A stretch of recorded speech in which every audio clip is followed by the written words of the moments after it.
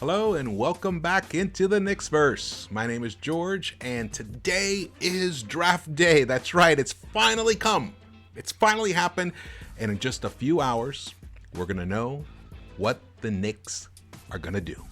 Whether they're going to pick the 19th, hold on to the 19th and 21st picks, or whether they're going to trade up or they're going to trade down. A lot of things could be happening. There's a lot of buzz. You can see here, Ross from Legion Hoops tweeted out the league source on movement in tonight's draft. Says there's so much going on right now. I'd be surprised if we don't see a ton of NBA draft deals. Historically, I believe there's about an average of 8 draft deals that happen on average every draft.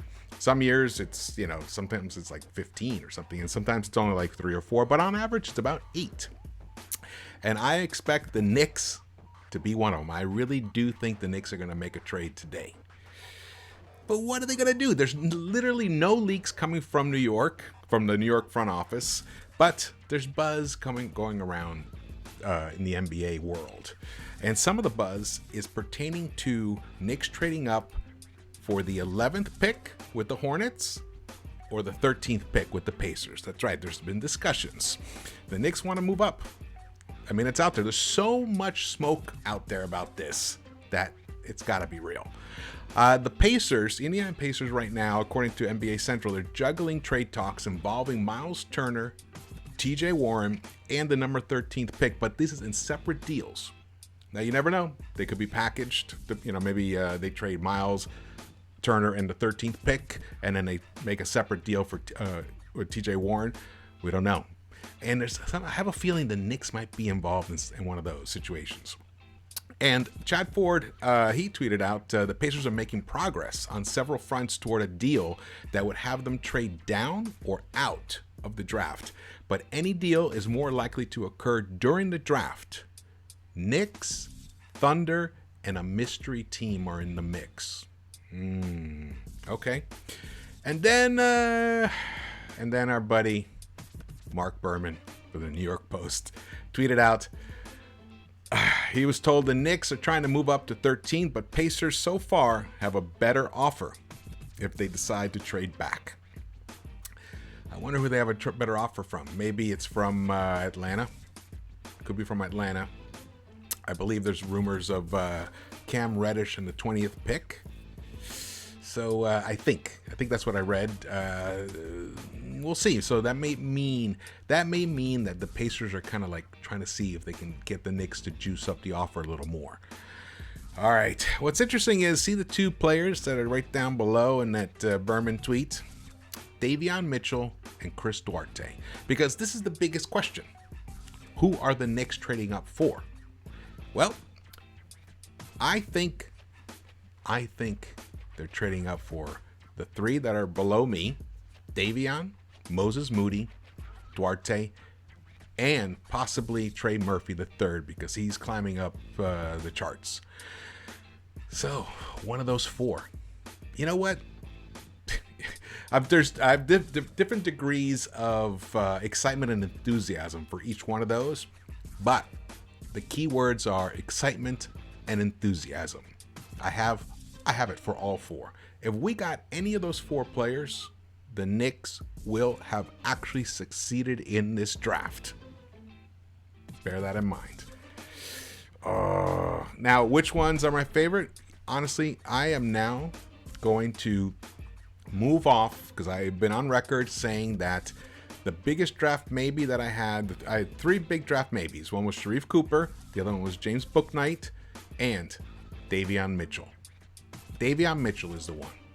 I believe that the Knicks would hit a home run, to use another sports analogy, or how about this one, a half-court buzzer beater, if they were able to get Davion Mitchell. I've watched a lot more film on him, or tape, we call it now, and did my research. I think that three-point shot is for real. And he is a dynamic playmaker. He's tough as nails. He is probably he's definitely the best guard defender in the draft right now. His nickname is Off Night, because Any guy who's going to go up against him that night ain't going to do much. If the Knicks can pull off a trade up for Davion Mitchell, I would be ecstatic. Ecstatic. He is a perfect Thibodeau guy. He can get to the rim. He can finish. He's a tremendous passer. He finds his teammates in the right spots. And his defense is just beyond compare. So that would be amazing. And I have a lot of the same feelings for Moses Moody, except he's not quite the playmaker. He's not the playmaker at all that Davion Mitchell is. But in terms of a wing, in terms of a 3-and-D prototypical wing, he would be perfection. And then Chris Duarte. Love him. He's gritty. He's tough. He can score from all over the court. I've already been on record about him too. Fantastic. And Trey Murphy. Trey Murphy, he's the fourth in my enthusiasm scale, but I love everything that he provides. He would basically give us a lot what Reggie Bullock gave us last time, but cheaper and with a higher upside. It's been rumored that he is developing his handle, that he is trying to work on his off the dribble, off the bounce 3-point shooting. And I believe it because his stroke is fantastic. So that would be some really fantastic gets. But what else is happening? Who else are the Knicks looking at? Well, according to Jonathan Wasserman, 2 guards I'm hearing for Knicks, if they can't trade up, are Deuce McBride and Bones Highland. Love those nicknames. Both are in a small group of targets for New York, likely at 21. All right. Well, you know what? I'm more enthusiastic about Deuce. Deuce is similar to everything I said about Davion Mitchell. He's like Davion Light in some ways, but his wingspan is fantastic. You know, he gets up in the offensive player's grill defensively, and he can shoot. He can shoot off the dribble. He can shoot. He's a pretty decent catch and shoot shooter. He can do it all. I actually don't even understand why he's so low on this draft board. It's just because how deep this draft is. And Bones Highland is a thinner IQ. That's what people are saying, and that's what it looks like. That's what the eye test shows, man. He had a fantastic combine. He'd be interesting. So that could be a possibility. Maybe, to just kind of, think it through. Maybe if they take Bones, are they thinking about maybe packaging IQ for something else? We'll see. But what would they be packaging IQ for?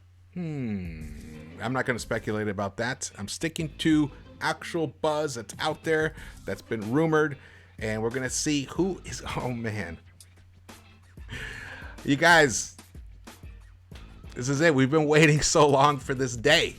Since that painful Game 5 loss to the Hawks, we've been waiting for today.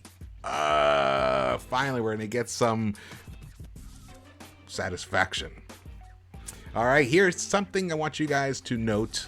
Ian Begley reported that as the draft and free agency approaches, the one consistent message that he's been hearing from the Knicks, that the Knicks have been giving to interested parties, has been their desire to maintain flexibility for 2022.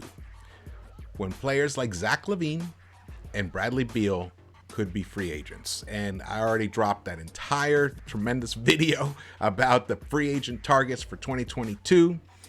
You should definitely check that out. And this is keeping in line with that concept, which means they might miss out on a few players that are looking for longer deals. And one of those guys might be Reggie Bullock. He might be looking at a 4-year deal. So that's some of the things to keep in mind. But I love this approach. I like this thinking. We've worked so hard to get that cap flexibility. Not going to blow it all this season when the free agent crop just isn't that tasty. So I like this. Let's keep that going. But there is somebody that the Knicks are looking at. That's right. There's somebody that the Knicks are looking at in a trade scenario, which could satisfy a need if Reggie Bullock or Alec Burks go to another team. And there is a rumor out there that the Knicks are looking at Terrence Ross. That's right. Terrence Ross. Terrence Ross from Orlando, who last season he scored 15.6 points per game, but his shooting percentages weren't that fantastic. He shot 41.2% from the field. 3-point shooting was 33.4%, basically 1 of 3. But the one thing about him is, and we've all watched him, he takes tough shots. I mean, very tough contested shots. So he's one of those bucket makers that when like the offense has really become stagnant, you plug him in and he'll give you that instant offense. Love that type of approach. I've been a fan of Terrence Ross for a while. I even reviewed him in one of the trade scenario videos way back in I believe March. I could see this. This could be nice. This could be a nice pickup for the Knicks. Man, this I think might be. I don't know if this involves a pick. We'll see. Maybe it's it might involve some second rounders. Maybe 2 second rounders. Not quite 100%. Wait a second. Did we get a tweet? No. Okay, I thought maybe we got some last second information. Yeah, even Berman put out an article about it. He said that the Knicks are in trade talks with Magic veteran Terrence Ross with picks on sale. The one thing he points out, which is really interesting, that assistant Andy Greer coached Terrence Ross in Toronto. So there's that connection. All right. Well, it's exciting. What are the Knicks going to do? Well, I've already talked about who I want the Knicks to get. And I think it's possible. All right, well, stay tuned. If more news breaks out, I'll try and jump on and give you guys a report. All right. Well, I'll see you guys. Hey, again, subscribe, thumbs ups if you like this video. And I really want, you know what? If you guys have any like insights or whatever, drop them in the comments. Love to hear your thoughts. All right. See you around.